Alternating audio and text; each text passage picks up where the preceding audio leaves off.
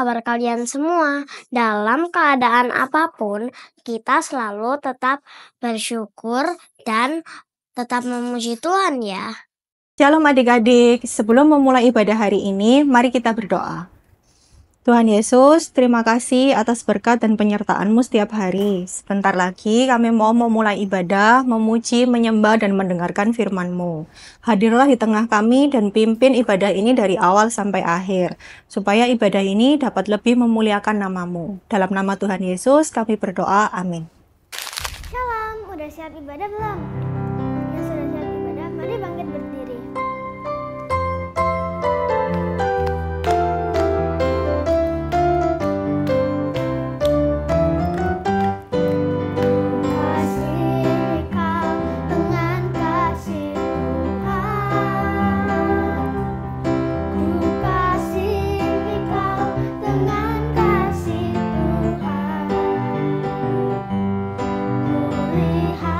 di wajah-Mu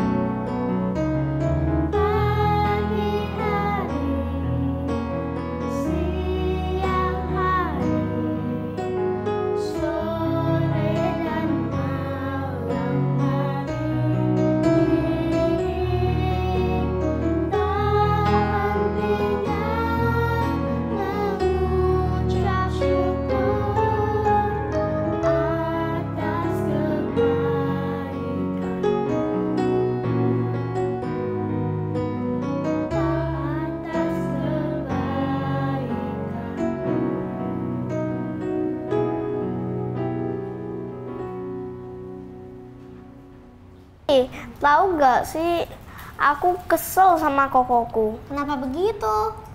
Karena mamaku pilih kasih. Mamaku lebih sayang kokoku. Lah, emang kenapa? Kenapa kayak gitu?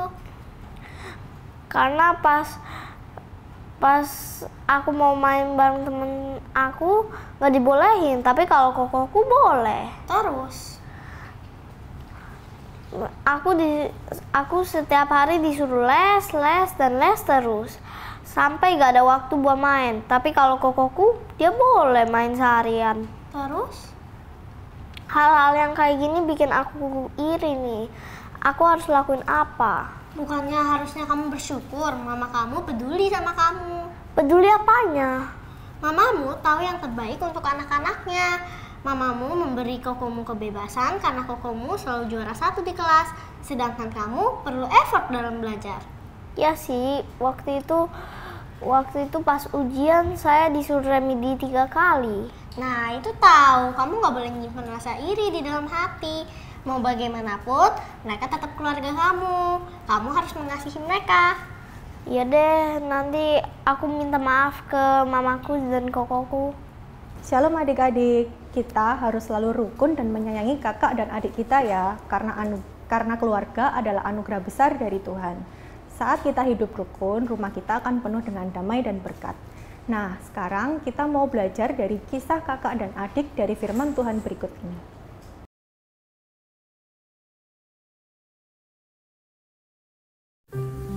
Kain dan Habel. Setelah kejatuhan, Allah mengusir Adam dan Hawa dari Taman Eden. Hidup terasa keras dan pekerjaannya pun sulit. Namun, seperti yang dijanjikan Allah, Hawa melahirkan seorang putra dan menamainya Kain. Kain adalah anak sulung. Kemudian, ia memiliki putra kedua dan menamainya Habel. Seiring anak-anak lelaki itu tumbuh dewasa, mereka menunjukkan minat pada berbagai hal. Habel mencintai binatang dan menjadi seorang gembala. Di sisi lain, Kain menjadi seorang petani dan menanam tanaman serta makanan untuk keluarganya. Baik Kain maupun Habel seharusnya berdoa kepada Tuhan dan bersyukur kepadanya atas pemeliharaannya. Habel mengasihi Tuhan dan itu ditunjukkan oleh persembahan indah yang dibawanya. Ia mempersembahkan domba-domba terbaiknya kepada Tuhan sebagai korban. Kain membawa sebagian dari hasil panennya yang mungkin bahkan bukan yang terbaik. Namun Tuhan lebih mengasihi persembahan Habel. Ketika Kain melihat ini, ia menjadi sangat cemburu dan marah. Tuhan tampaknya lebih menyukai Habel daripada Kain. Dan hal ini membangkitkan lebih banyak kebencian di hati Kain.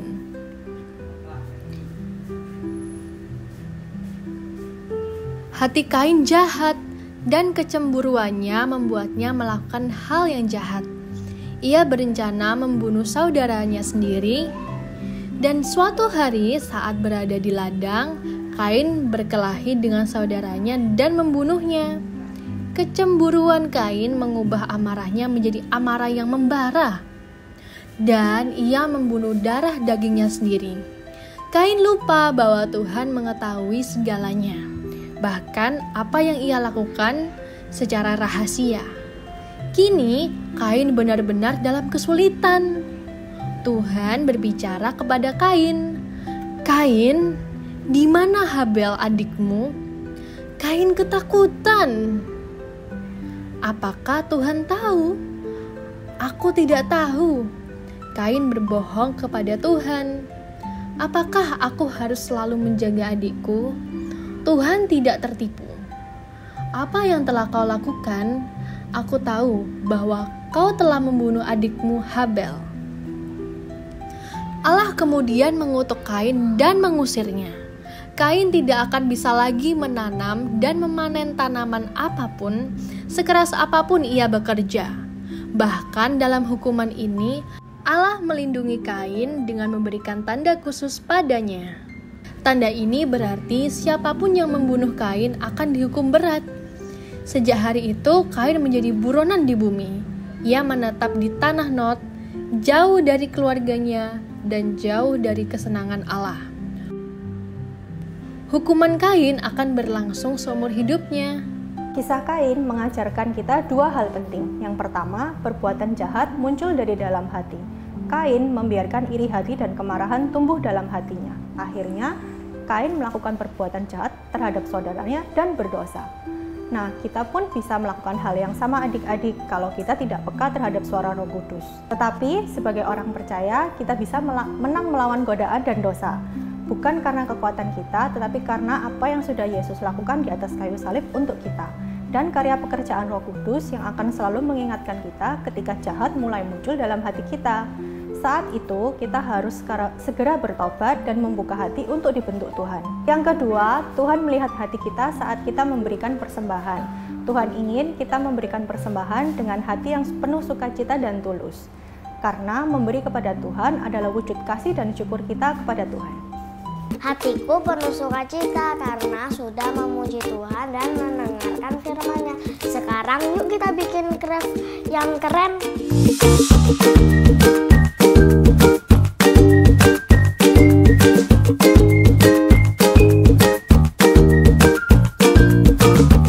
Halo adik-adik, jadi kita activity ini kita mau bikin Kain, sama kita sekarang mau bikin Abel. Nah, jadi step pertamanya adalah kita ambil lingkaran, dari ini bisa dipotong kayak gini lingkaran. Terus ini pakai persegi untuk badannya. Nah, kita pakai lem uhu.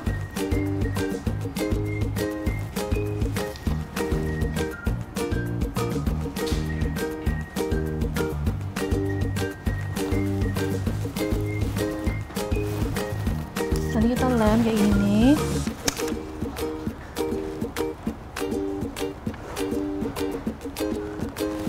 Tunggu kering. Ini untuk kakinya di bawah. Jadi kita lem juga.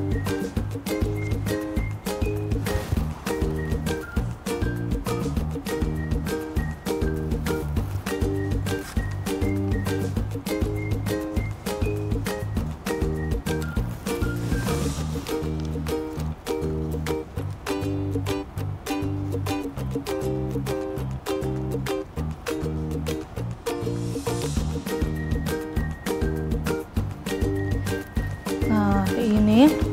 Terus yang terakhir kita pakai yang lebih kecil, lebih pendek untuk tangannya.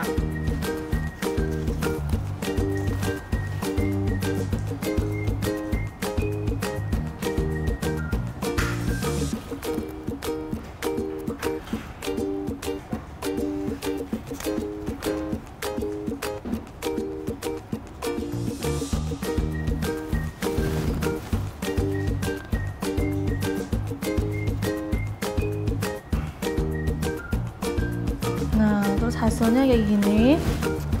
Dan kita tulis namanya Abel.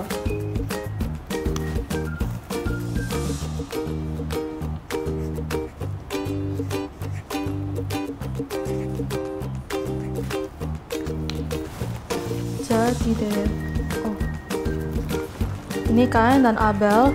Dan kalau jika adik-adik sudah buat, jangan lupa untuk post di IG Story dan tag GSJS Kids PM. Terima kasih.